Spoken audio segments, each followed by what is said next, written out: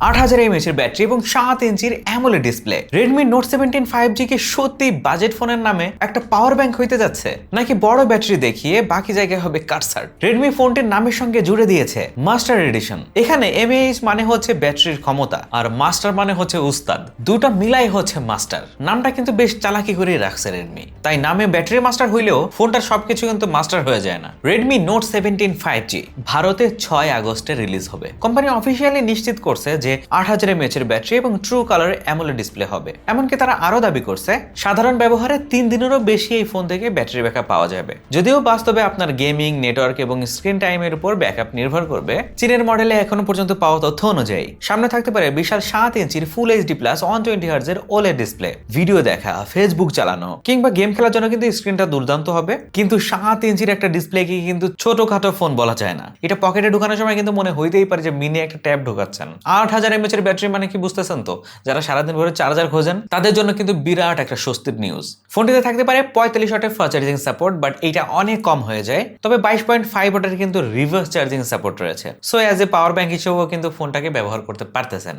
Processor হিসেবে থাকতে পারে স্ন্যাপড্রাগন 4 Gen 4। দৈনন্দিন কাজ, ভিডিও, সোশ্যাল মিডিয়া এমনকি মাঝারি গেমিং বেশ ভালোভাবে সামলাতে পারবে এই ফোনটা। কিন্তু মাস্টার এডিশন দেখে কিন্তু গেমিং মনস্টার ভাবে ভুল করবেন না ভাই। স্ন্যাপড্রাগন 4 সিরিজের ব্যাটারি বাঁচাতে উস্তাদ হইতে পারে, কিন্তু ফ্ল্যাগশিপ গেমিং এর ক্ষেত্রে না। ক্যামেরা হিসেবে পাবেন 50 মেগাপিক্সেলের মেইন সেন্সর এবং সামনে 8 মেগাপিক্সেলের সেন্সর। সেলফি ক্যামেরা আস্তে আস্তে কমতে কমতে কোথায় চলে যাচ্ছে? এর চাইতে কি ভালো হয় জানেন? সেলফি ক্যামেরা উঠাই দেন। কাগজ কলমে 50 মেগাপিক্সেল দেখতে কিন্তু বেশ সুন্দরই লাগে। এছাড়াও আলট্রা ওয়াইড সেন্সর কিন্তু এখানে নেই। আর সর্বোচ্চ ভিডিও রেকর্ড করতে পারবেন 1080p 30 fps এ। সো এটাকে ব্যাটারি মাস্টার বলা হইলেও ক্যামেরাতে কিন্তু মাস্টার হইতে পারলো না। আর বড় স্ক্রিনের সাথে বড় ব্যাটারি, সো মূল্য দিতে হবে কোথায়? এটা ওজনে ভারী হবে। প্রায় 225 গ্রামের মতো ওজন হইতে পারে। রয়েছে IP65 এর সুরক্ষা। আশা করব ফোনটিতে ইন ডিসপ্লে ফিঙ্গারপ্রিন্ট সেন্সর থাকবে।